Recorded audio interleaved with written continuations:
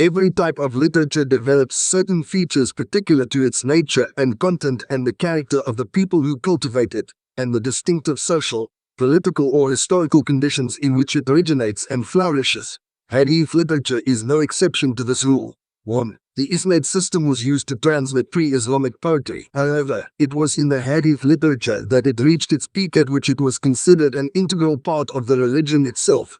Abdullah ibn al-Mubarak, one of the illustrious teachers of Imam al-Bukhari, said, "The Isnad is from the religion. Were it not for the Isnad, anyone could say anything he wished." By the end of the 1st century, the science of Isnad was fully developed. Ibn Sirin, a successor, said, "In the beginning they would not ask about the Isnad. But when the fitna, turmoil, civil war, happened, they demanded, 'Name your men to us.'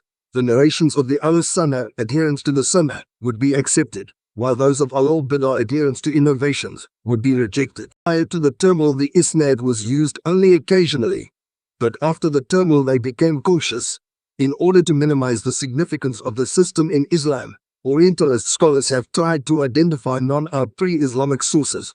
Joseph Horowitz cited several instances from Jewish literature in which the Isnad was used before its use among Arabs. 5. He further tried to trace its usage back to the Mosaic period, and by Talmudic times its chain assumed enormous length. Whether the Isnad system really goes back to Mosaic times is open to doubt, as Horowitz did not prove that they were not later interpolations.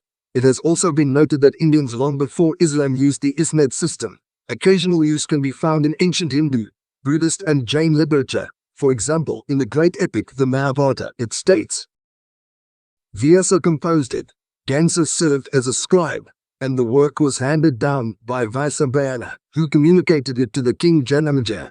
Soti, who was present at the time, heard it and narrated it to the assembly of sages." However, regardless of where the Isnad originated, there is no doubt that having adopted the system, Muslims came to consider the Isnad an indispensable part of the Hadiths and developed it. They gave it a firm foundation by introducing the chronological method, assembling biographies of the transmitters, and establishing a science for determining the value of its contents and the authenticity of its channel of transmission.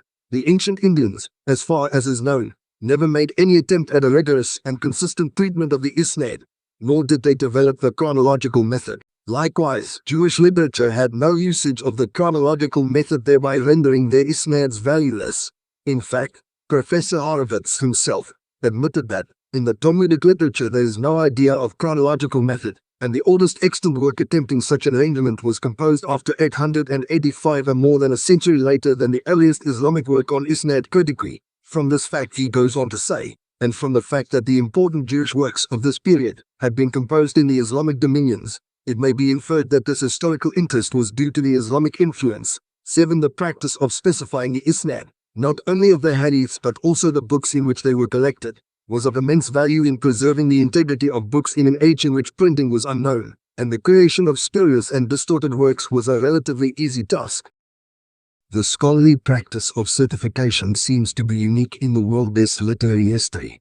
Just as Hadith literature is unique in employing a thorough and systematic method of source identification, Greek, Latin, Hebrew and Syriac manuscripts rarely, if ever, supply us with such a wealth of information about a book's origin and use. The Isnad system, while originating in connection with the Hadith literature, was in due course extended by Arab authors to many other genres, including geography, history, and prose fiction.